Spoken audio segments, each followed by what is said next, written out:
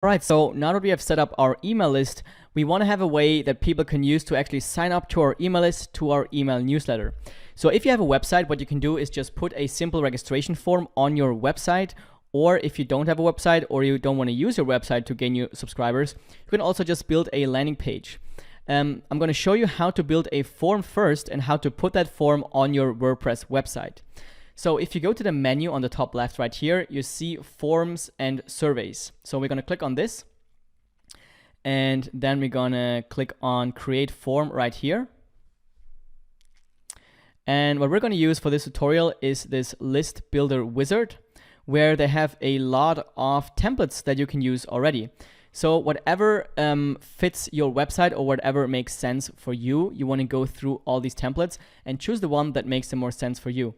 On the left side here, you have some different categories. So you have general sign-up forms, you have order sign-up forms, free download sign-up forms, which is great for lead magnets. So you can go through there, and also you can change these sizes. So you can change it from wide to wider to max. So for example, in a blog post, a wide form would make more sense. And for the footer, for example, a square form might make more sense. Or for a sidebar, a square form might make more sense. So for this tutorial, let's choose a wider form. And for example, I'm going to choose this one right here. And then it opens up our form builder, where we can change everything of all the content in our form. So here, first of all, let's change the text. So I'm going to just highlight this, and I'm going to change it to, let's say I'm giving away a, one lead magnet that I'm giving away is a free YouTube optimization checklist. So I'm just going to say, get our free YouTube optimization checklist here. Then I'm going to change this image to the cover of the checklist. So I'm going to click on this right here, and then I'm going to add file, upload from computer, choose this cover right here, add, and then I'm going to click on use, and then it changes this image right here. So let's make it a bit smaller. You can also mess around with the size of this form, so you can drag it out, but then you have to just move this over as well. So just drag it over, and you can also drag around the button as well. If you want to have more things on your form, what you can do is go to the right side, look here, and then you can drag in whatever you want to put in your form. So you can drag in some more text right here. You can drag in, maybe you want to also ask for the last name, so you can drag in a last name field right here, but you would have to make this a bit bigger, and then you would have to kind of put it here as well. So you can really just, it's really drag and drop, and you can take some time to build the perfect form that fits your website. So I don't want to spend too much time designing with this builder. One thing I want to show you is that you can, on the top right here, you can click on the plus, and then you have a variant form. So what you can do is maybe change up the text here on this form, on this example, and then it will just, sometimes it will show the variant A, and sometimes it will show the variant B, and then you will see exactly how many people opt in with the first option with this variant A, and how many opt in, how much percent opts in with the variant B. So you can see which one converts better, which is really powerful. You can always test out what works best for your website. So let's say we're happy with this form right now.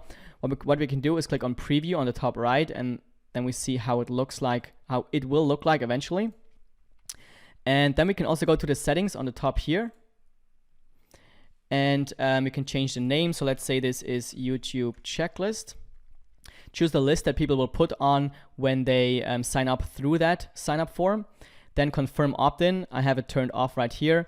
Then you can also add it to a cycle of your autoresponder. So you can say maybe they start on day 3 of your autoresponder or on day 0.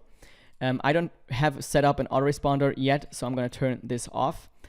Then you can say that you want to have them stay on the page, which is what I recommend, because they maybe are reading your blog post and they don't want to get off your website when they sign up using your form. Then already subscribed URL. So what will happen if they are already subscribed?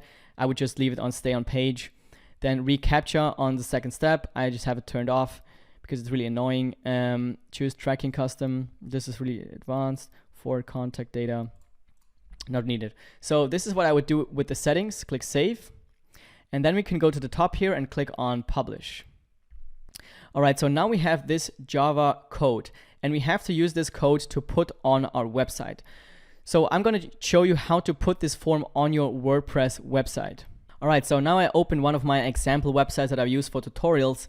And to put this specific form on your website, all you got to do is you have to go to, for example, we want to put it in a blog post. So let's go to all posts right here, and then choose this Hello World post. And then what I do is I go to the part where I want to insert this specific form. So let's say we want to insert it here. I'm going to type in something that I know where I want to put it in. So I'm just going to type in 999. Then I'm going to go to the top right, click on the three dots, and I'm going to change to code editor. Then I go back to my GetResponse account and copy this JavaScript code. Copy right here.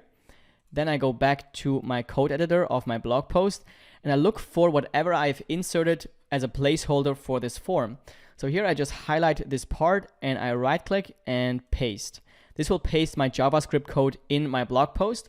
And now when we go to update on the top right and click on preview in a new tab, then we should see this specific form on our website. So as you can see, the form that we have built now is in our website, and we can type in our email address right here. So let's say simon@madixmedia.com.